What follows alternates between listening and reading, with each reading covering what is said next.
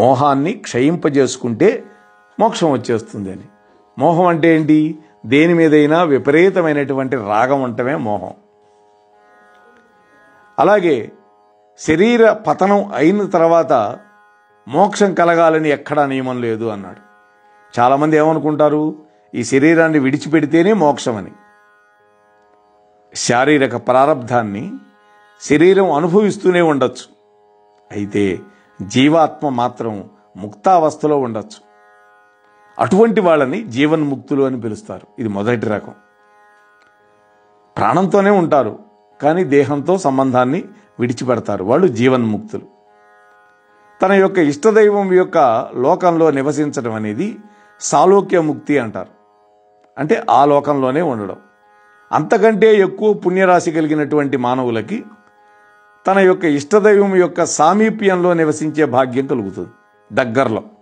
దాన్ని సామీప్య ముక్తి అంటారు. అంతకంటే కూడా విశేషమైన పుణ్యరాశి ఉంటే తన ఇష్టదైవం యొక్క స్వరూపాన్ని పొందగలుగుతాడు. అంటే స్వామి ఎలా ఉంటారో అదే ఆకారం. దాన్ని సారూప్య ముక్తి అంటారు. అంతకంటే విశేషమైన స్థితిలో ఉంటే అతడి యొక్క పుణ్యరాశి అప్పుడు తన ఇష్టదేవత చైతన్యంలో సాయుధ్యం పొందుతాడు, అంటే కలిసిపోతాడు. అంటే ఇక పునర్జన్మ లేదు. ఒకానొక ఆధ్యాత్మిక స్థితిని అందుకున్నటువంటి దత్తాత్రేయుల వారి భక్తులు ఇహలోకంలోనే ఉండగానే సాలోక్య ముక్తిని అనుభవిస్తూ ఉంటారు. కానీ శరీరం మాత్రం ప్రారబ్ధాన్ని అనుభవిస్తూ ఉంటుంది. అది ఎవరికైనా తప్పదు. వాళ్ళ యొక్క మనస్సు శ్రీపాదుల యొక్క పాదార విందముల యందు లగ్నమై సృష్టి యొక్క ధర్మాలని, ధర్మ సూక్ష్మాలని, సృష్టి నిర్వహింపబడే చిత్ర విచిత్ర విధానాలని తన యొక్క అంతర్దృష్టితో అవలోకిస్తూ ఆనందాన్ని అనుభవిస్తూ ఉంటుంది. స్వార్థరహితులైనటువంటి యోగీశ్వరుల యొక్క దివ్య శక్తులన్నీ కూడా వారి యొక్క ప్రమేయం లేకుండానే విశ్వ కళ్యాణానికి వినియోగింపబడుతూ ఉంటాయి. ఇహలోక జీవనం సాగిస్తూ సామీప్య ముక్తిని పొందే వాళ్ళందరూ కూడా ఆ విధంగా ఉంటారు. వాళ్ళు దత్తప్రభువు చేసే దివ్య లీలలని తమ యొక్క అంతర్దృష్టితో సాలోక్య భక్తుల కంటే కూడా విశ్లేషణాత్మకంగా తెలుసుకోగలుగుతారు. వారు పొందేటటువంటి ఆనందం మరింత ఎక్కువగా ఉంటుంది. జీవి శరీరబద్ధుడైనప్పుడు అనేకమైన గుణాలతో, వాసనలతో, కోరికలతో బద్ధావస్థలో ఉంటాడు. పరిణామం చెందే కొద్దీ జీవి తేలిక పడుతున్నట్టుగా తెలుసుకుంటాడన్ని. ఈ రకంగా లఘుత్వాన్ని అనుభవించేటప్పుడు ఆ వ్యక్తికి ఆనందం ఎక్కువగా కలుగుతుంది. సాయుధ్యాన్ని పొందినటువంటి శ్రీ దత్తప్రభువుల నుండి శ్రీ దత్తుల వారి దివ్య లీలలు యథేచ్ఛగా ప్రకటితమవుతూ ఉంటాయి. అది సాయుధ్యం పొందినటువంటి వాళ్ళు. శ్రీ దత్తాత్రేయుల వారికి సంకల్పం ఉంటుంది. శ్రీ దత్తునిలో సాయుధ్యం పొందినటువంటి యోగి పుంగువులకి సంకల్పం అనేదే ఉండదు వాళ్ళకి. అయితే వారి యొక్క దర్శన, స్పర్శన, సంభాషణ, అనుగ్రహం లభిస్తూ అటువంటి పుణ్యాత్ములకి శ్రీదత్తుల వారి నుండి ఆ మహాయోగుల ద్వారా సదా రక్షణ లభిస్తూ ఉంటుంది. అది ఇహలోక సంబంధమైనటువంటి మహదైశ్వర్యం కానీ, పరలోక సంబంధమైనటువంటి మహదైశ్వర్యం కానీ శ్రీపాద శ్రీవల్లభులు మాత్రమే ఇవ్వగలుగుతారు. మానవులు వివిధ దేవతా స్వరూపాలని ఆరాధిస్తూ ఉంటారు, సహజం అది. ఆయా దేవతలందరూ కూడా శ్రీపాదుల వారి దివ్యాంశలే. అందుకని సర్వదేవ నమస్కారం కేశవం ప్రతిగచ్చతి అనేది ఏ విధంగా ఉందో ఇక్కడ కూడా అన్నీ శ్రీపాదుల వారికే చేరతాయి. ఆయా దేవతల ద్వారా శ్రీపాదుల వారే భక్తులను అనుగ్రహిస్తూ ఉంటారు. కాబట్టి నువ్వు ఏ దేవతను నువ్వు పూజిస్తున్నా కూడా ఆ దేవతానుగ్రహం శ్రీపాద వల్లభుల వారి వల్ల కలుగుతుంది.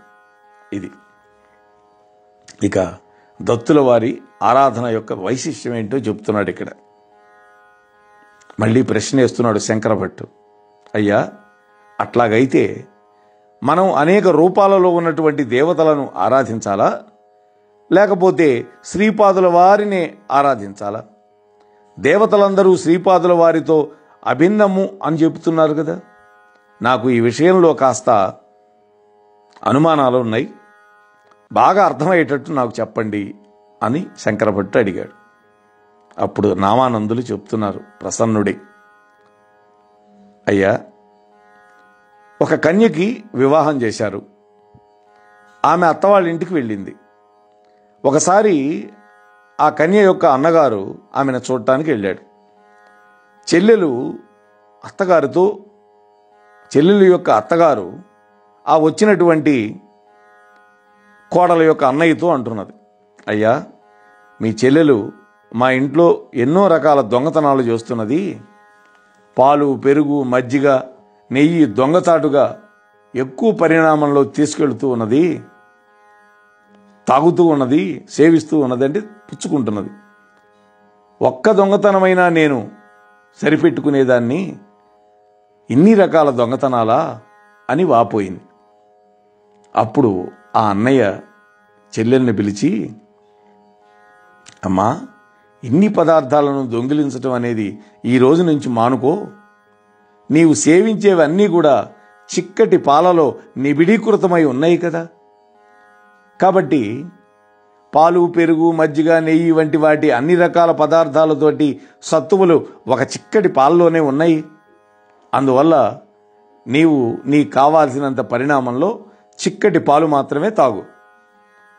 ఆ వస్తువులను సేవించడం వల్ల నీ అత్తగారి నుండి మాట పడటం ఆగిపోతుంది. అదేవిధంగా ఒక్క శ్రీదత్తుణ్ణి ఆరాధించినటువంటి వాడు సమస్తాన్ని పొందగలుగుతాడు. ఎంతటి చక్కటి ఉపమానం చెప్పాడో చూడండి. లోకులు భిన్న రుచులు కలవాళ్ళు కాబట్టి భిన్న భిన్న దేవతల యొక్క ఆరాధనలు చేస్తూ ఉంటారు. శివారాధన చేస్తే విష్ణువు ప్రత్యక్షం కాడు, విష్ణుమూర్తిని ఆరాధన చేస్తే శివుడు రాడు. అనుగ్రహం ఒకే విధంగా ఉండొచ్చు, భక్తుల యొక్క రక్షణ కూడా ఒకే విధంగా ఉంటుంది.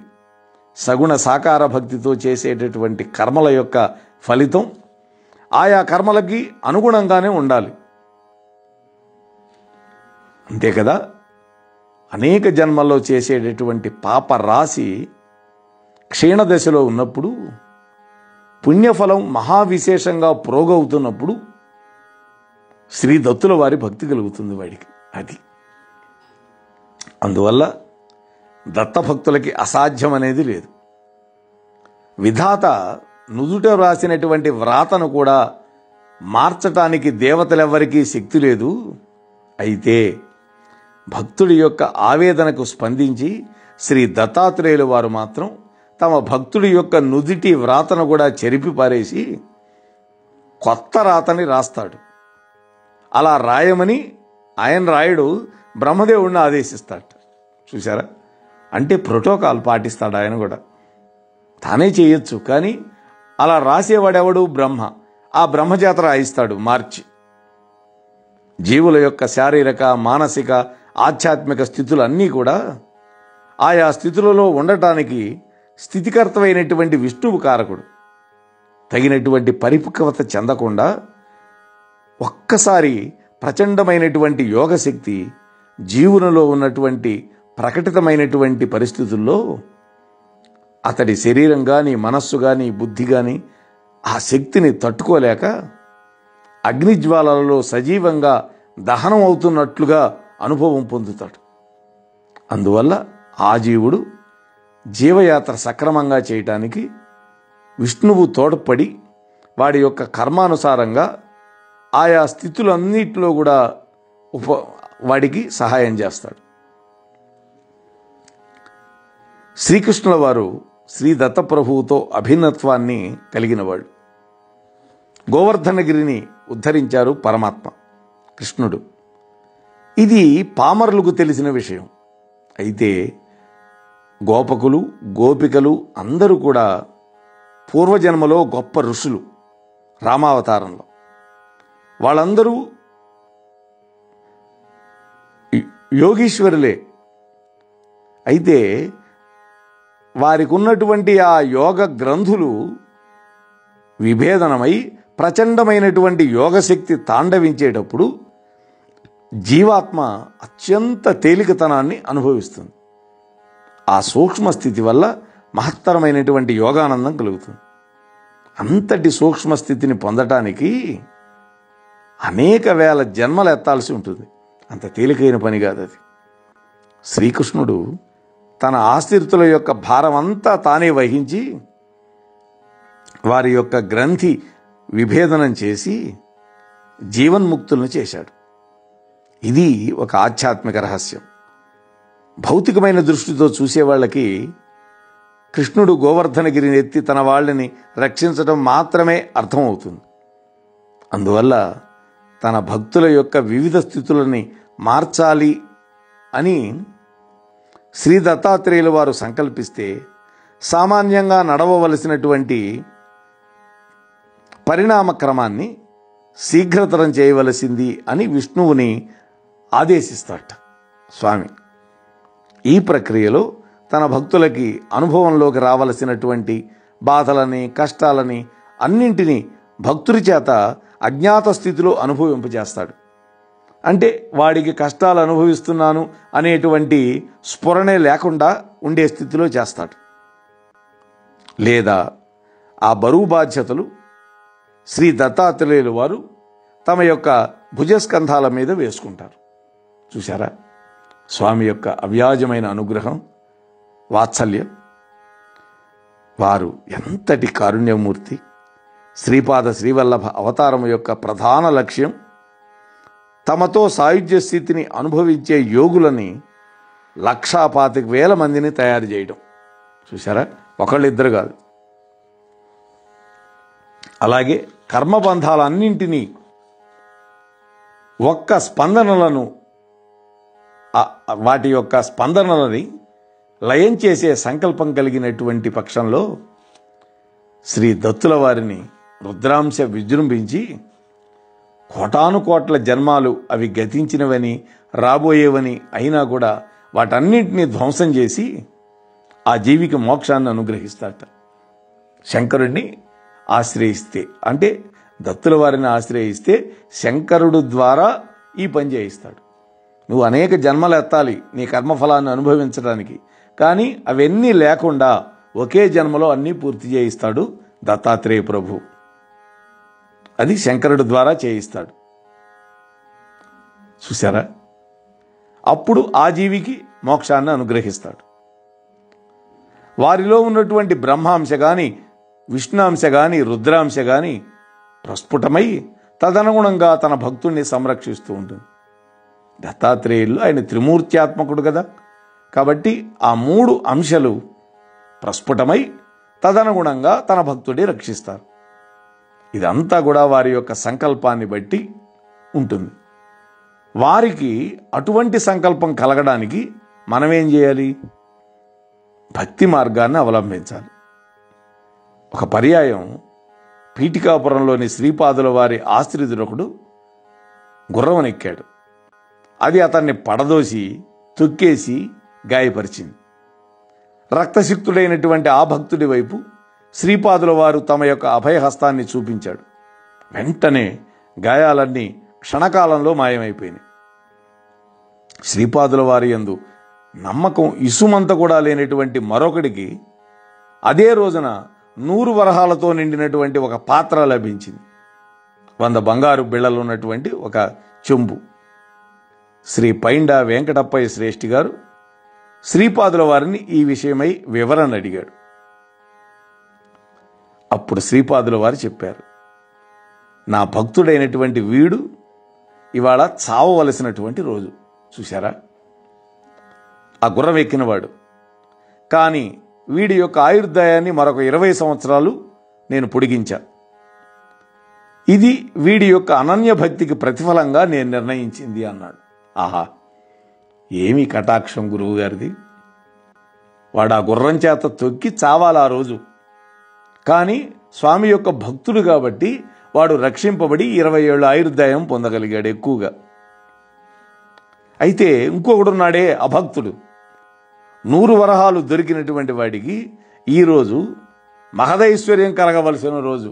చూడండి, వాడికి కొండంత రావాలి ఐశ్వర్యం, కానీ వాడు అభక్తుడు కావటం వల్ల 100 వరహాలు మాత్రమే పొందగలిగాడు. చూసారా,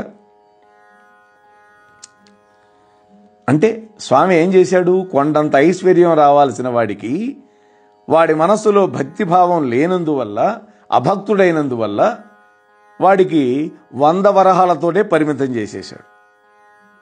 నాయందు కేవల భక్తి కలిగిన వాడికి నేను దాసానుదాసుణ్ణి. నన్ను ఎవడైతే తన హృదయంలో బంధించుకోగలుగుతాడో వాడే నిజమైనటువంటి ప్రభువు అంటున్నాడు స్వామి. త్రిలోకాధిపతి అయినటువంటి పరమేశ్వరుడు కూడా అటువంటి వాడికి దాసుడై సంచరిస్తాడు అనేటువంటి సద్విషయాలని, సందేశాలని అన్నీ విశదీకరించాడు నామానందుడు. శ్రీ నామానందుల వారు ఈ విధంగా చెప్పగానే మేమందరం ఎంతో ఆనందభరితులమైనాం. బ్రాహ్మణ సోదరులు తాము చేసినటువంటి పాపకార్యాలకి ప్రాయశ్చిత్తాన్ని ఉపదేశింపమని నామానందుల వారిని ప్రార్థించారు. అప్పుడు నామానందుల వారు చెప్పారు, నాయనా, మీరిద్దరూ ఏకభుక్తం చేస్తూ మండల దీక్షను పాటించండి. మిక్కుటమైనటువంటి కాయకష్టం చేసి డబ్బు సంపాదించండి. ఆ ధనాన్ని వ్యయపరిచి సద్బ్రాహ్మణులకి భోజనం పెట్టండి. అప్పుడు మీ యొక్క పాపాలు శమిస్తాయి. పాప శమనం అయినట్లుగా శ్రీపాదుల వారి యొక్క దివ్య దర్శనం సాక్షాత్తుగా కానీ స్వప్నంలో కానీ మీరు పొందగలుగుతారు. మండల దీక్ష పూర్తయిన తర్వాత కూడా మీరు సదాచారులుగానే ఉండాలి. ఇది గుర్తుపెట్టుకోవాలి. ఇప్పటికీ అయ్యప్ప దీక్ష పట్టుకుంటున్నారు కొంతమంది మా ఆంధ్రప్రదేశ్లో, మన రాష్ట్రంలో 40 రోజులు నిష్టగా ఉంటున్నారు. 41వ రోజు విజృంభిస్తున్నారు. ఏమిటి ఆ దీక్ష వల్ల ప్రయోజనం? 40 ఎందుకు పెట్టారు?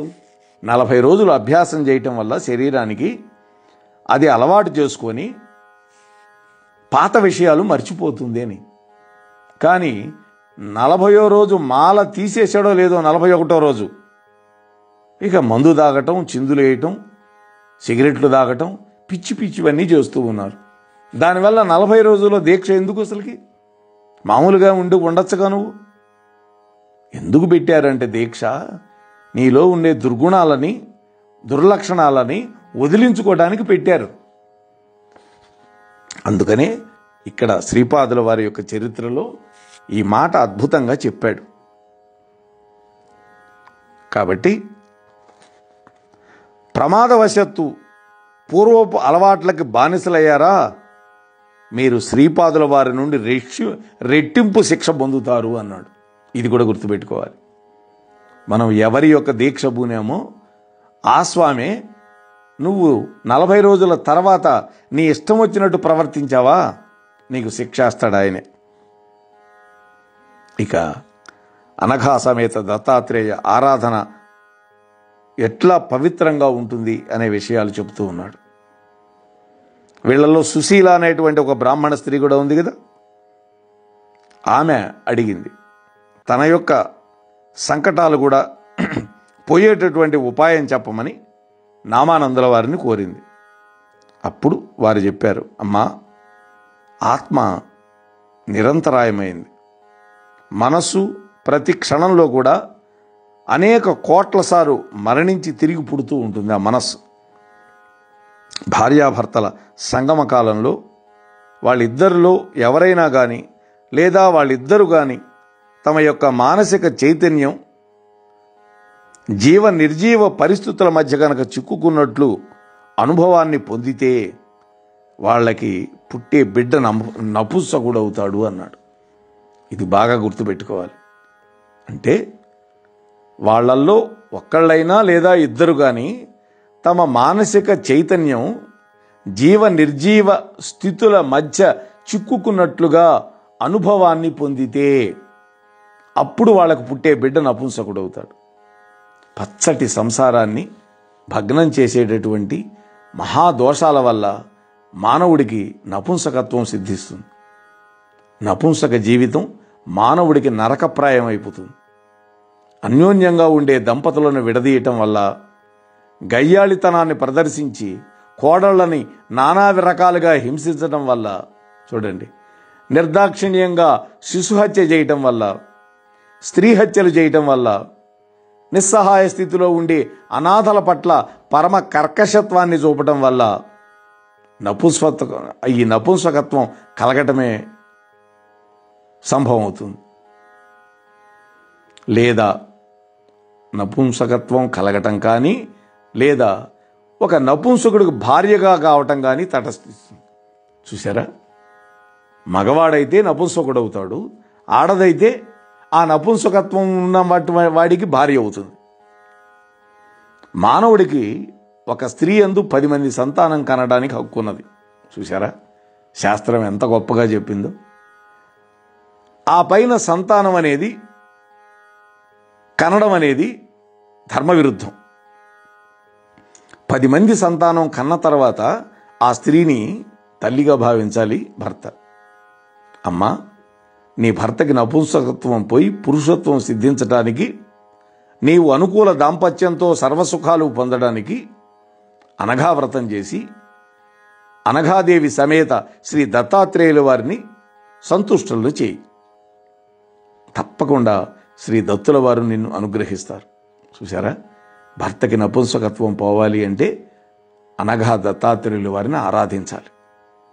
అలాగే అత్త ఇంట్లో ఆరళ్ళు తగ్గిపోవాలంటే అనఘా దత్తాత్రేయుల వారిని ఆరాధించాలి. శ్రీపాద శ్రీవల్లభుల వారిని భజించే వాళ్ళకి ఇహలోకంలో సుఖం, పరలోకంలో సుఖం, ఈ 2 కూడా పుష్కలంగా లభిస్తాయి.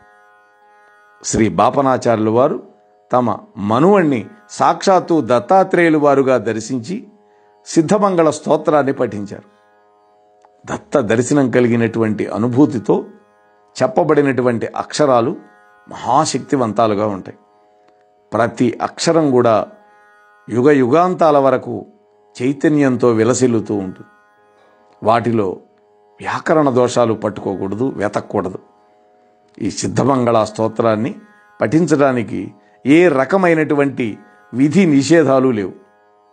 నేను ఈ స్తోత్రాన్ని శ్రీ బాపనాచార్యుల యొక్క ముఖతః విన్నటువంటి భాగ్యశాలిని. అమ్మా, ఆ స్తోత్రం నా మదిలో మెదులుతుంది, మీరు నలుగురు వినండి, మీ నలుగురికి ఉపయోగం అని చెప్పటం మొదలుపెట్టాడు ఆ నామానందుల వారు. మనం కూడా చక్కగా ఆ స్తోత్రాన్ని శ్రవణం చేసే ప్రయత్నం చేద్దాం. దాంట్లో 9 శ్లోకాలు ఉన్నాయి. దీనిని సిద్ధమంగళ స్తోత్రము అంటారు. ఇది మనకి 17వ అధ్యాయంలో ఇచ్చారు. శ్రీమదనంత శ్రీ విభూషిత అప్పల లక్ష్మీ నరసింహరాజా జయ విజయీ భవ దిగ్విజయీ భవ శ్రీమదఖండ శ్రీ విజయీ భవ శ్రీ విద్యాధరి రాధ సురేఖ శ్రీరాఖీధర శ్రీపాద జయ విజయీ భవ దిగ్విజయీ భవ శ్రీమదఖండ శ్రీ విజయీ భవ మాతా సుమతి వాత్సల్యామృత పరిపోషిత జయ శ్రీపాద జయ విజయీ భవ దిగ్విజయీ భవ శ్రీమదఖండ శ్రీ విజయీ భవ. ఇది మకుటం అన్నమాట, ప్రతి శ్లోకానికి ఉంటుంది. సత్య ఋషీశ్వర దుహితానందన బాపనార్యనుత శ్రీచరణ జయ విజయీ భవ దిగ్విజయీ భవ శ్రీమదఖండ శ్రీ విజయీ భవ సవితృ కాఠకచయన పుణ్యఫల భరద్వాజ ఋషి గోత్ర సంభవా జయ విజయీ భవ దిగ్విజయీ భవ శ్రీమదఖండ శ్రీ విజయీ భవ దోచౌపాతీ దేవ్ లక్ష్మీఘన సంఖ్యాబోధిత శ్రీచరణ జయ విజయీ భవ దిగ్విజయీ భవ శ్రీమదఖండ శ్రీ విజయీ భవ పుణ్యరూపిణీ రాజమాంబసుత గర్భపుణ్యఫల సంజాత జయ విజయీ భవ దిగ్విజయీ భవ శ్రీమదఖండ శ్రీ విజయీ భవ సుమతీనందన నరహరినందన దత్తదేవ ప్రభు శ్రీపాదా జయ విజయీ భవ దిగ్విజయీ భవ శ్రీమదఖండ శ్రీ విజయీ భవ పీఠికాపుర నిత్య విహార మధుమతి దత్త మంగళరూప జయ విజయీ భవ దిగ్విజయీ భవ శ్రీమదఖండ శ్రీ విజయీ భవ. ఇవి మొత్తం 9 శ్లోకాలు. నాయనలారా, పరమ పవిత్రమైనటువంటి ఈ సిద్ధమంగళ స్తోత్రాన్ని ఎవరైతే పఠిస్తారో, ఎవరైతే శ్రవణం చేస్తారో వాళ్ళు అనఘాష్టమి వ్రతం చేసుకుంటారో సహస్ర సద్బ్రాహ్మణులకి భోజనం పెట్టినటువంటి ఫలితం లభిస్తుంది అన్నాడు. ఆహా, 1000 మంది సద్బ్రాహ్మణులకి భోజనం పెట్టడం సామాన్య విషయం కాదు. అసలు 1000 మంది దొరకటమే కష్టం. మళ్ళీ భోజనం పెట్టడం అంటే ఎంత ఖర్చు. ఇంత ఫలితం రావాలంటే ఏం చేయాలట? ఈ సిద్ధమంగళ స్తోత్రాన్ని పఠించడం, అనఘాష్టమి వ్రతం చేసుకోవటం, ఈ 2 చాలను. అలాగే మండల దీక్ష వహించి ఏకభుక్తం, ఒక పూటే భోజనం చేస్తూ కాయకష్టంతో ఆర్జించినటువంటి ద్రవ్యాన్ని వినియోగించి సహస్ర సద్బ్రాహ్మణులకు భోజనం పెట్టిన ఫలితం లభిస్తుంది. చూసారా? 40 రోజులు చేయాలి. ఆ 40 రోజులు ఏకభుక్తంతో ఉండాలి. కాయకష్టంతో సంపాదించిన ద్రవ్యాన్ని వినియోగించాలి. ఇవి ఈ స్తోత్రం యోగ్యుల చేత పఠింపబడుతుంది. దీన్ని పఠించడం వల్ల సిద్ధపురుషుల యొక్క దర్శనం, స్పర్శనం లభిస్తాయి. మనస్సులో తలుచుకున్న కోరికలు నెరవేరుతాయి. అలాగే మనసా వాచా కర్మణ దత్తుల యొక్క ఆరాధన చేసే భక్తులు ఈ స్తోత్రాన్ని పఠించినంతనే శ్రీపాదుల వారి యొక్క కృపకు కూడా పాత్రులవుతారు. చూసారా? వారు వీరు వేరు కాదు, ఒకటే కదా. ఈ స్తోత్రాన్ని పఠించిన చోట సూక్ష్మ వాయుమండలంలో సిద్ధులు అదృశ్య రూపంలో సంచరిస్తూ ఉంటారు అని అమృతవాక్కులని సుశీల అనేటువంటి ఆ బ్రాహ్మణ స్త్రీకి, శంకర భట్టుకి, అలాగే 2 బ్రాహ్మణులకి చెప్పాడు. ఆ తర్వాత శ్రీపాదుల వారి అనుగ్రహం వల్ల నపుంసకత్వం పోవడం ఆ సుశీల అనే భర్తకి. శ్రీ రామానందుల వారి నోటి వెంట ఈ అమృతవాక్యాలు విని వెంటనే అతనికి ఒక ఆలోచన వచ్చింది. ఎవరికి? శంకర భట్టుకి. వెంటనే శంకర భట్టు అన్నాడు, మహాపురుష, ఈ దివ్య స్తోత్ర పారాయణంతో శ్రీపాదుల వారి దివ్యలీలా విలాసాలు కథాప్రసంగాల్లో ఈ పవిత్ర ఆశ్రమ ప్రాంగణంలో ఈ రాత్రి గడపాలి అనే కోరిక నాకు కలుగుతోంది. కాబట్టి కారుణ్యమూర్తులైనటువంటి మహామహులైనటువంటి మీరు అనుమతి ఇవ్వాలి అని మిమ్మల్ని విన్నవించుకుంటున్నాను అని శంకర భట్టు అన్నాడు. అని నాతో పాటు ఉన్నటువంటి ఈ సుశీల, ఈ బ్రాహ్మణ సోదరులు 2 కూడా నా సూచనకి తమ ఆమోదాన్ని తెలుపుతూ ఉన్నారు అన్నాడు.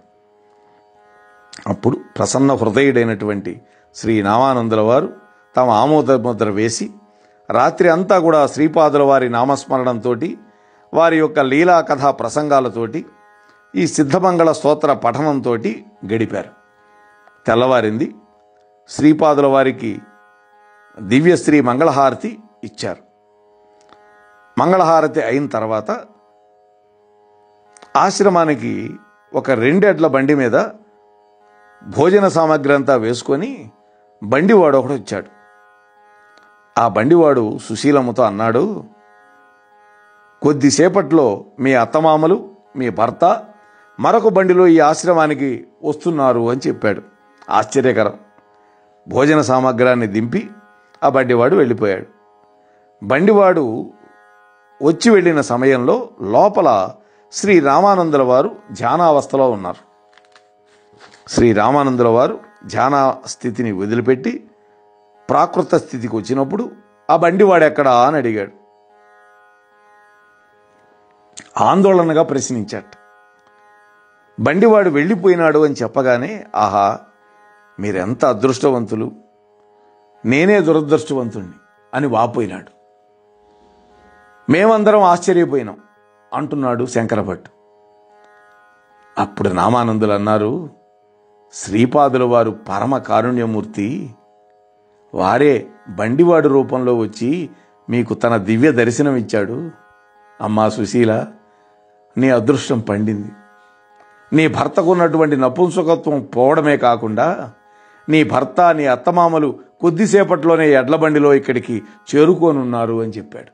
ఆయనకి ఎంత ఆ ధ్యానంలో ఎంత శక్తి ఉన్నదో చూడండి. ఆయన ఏం చూడలేదు ఇవన్నీ, ఆ బండివాడు చెప్పిన మాట వినలేదు, అయినా చెప్పాడు. త్రికాల వేదులైనటువంటి నామానందుల వారు చెప్పినట్లుగానే జరిగింది. సుశీల తన భర్తతోటి అత్తమామలతోటి అత్తవారింటికి వెళ్ళింది. శంకరభట్టు ఆ బ్రాహ్మణ సోదరులు ఇద్దరితోటి కలిసి ఆ కురువుపురానికి ప్రయాణం కావటం కోసం నామానందుల వారి యొక్క అనుజ్ఞను అడిగాడు. వారు ఆశీస్సులు పొంది ఆ కురుంగడ్డ వైపుకి ప్రయాణమైనారు. మరి ఆ తర్వాత ఆ ముగ్గురు ఏం చేశారు తదితర విశేషాలతోటి రేపటి రోజు కలుసుకొని 18వ అధ్యాయంలో రవిదాసును గురించినటువంటి వర్ణనాన్ని, అలాగే శ్రీపాదుల వారి యొక్క దివ్య మంగళ దర్శనాన్ని మనం పొందే ప్రయత్నం చేద్దాం. అంతవరకు శ్రీపాద శ్రీవల్లభుల వారి యొక్క కరుణామృతం మన అందరి పట్ల ఉండాలి అని కోరుకుంటూ ముగిస్తున్నాను. స్వస్తి. మోహనవాణి తెలుగు పోడ్కాస్ట్ ఛానల్ని లైక్, షేర్, సబ్స్క్రైబ్ చేయండి. ప్రక్కనున్న గంటను మ్రోగించండి. మోహనవాణి.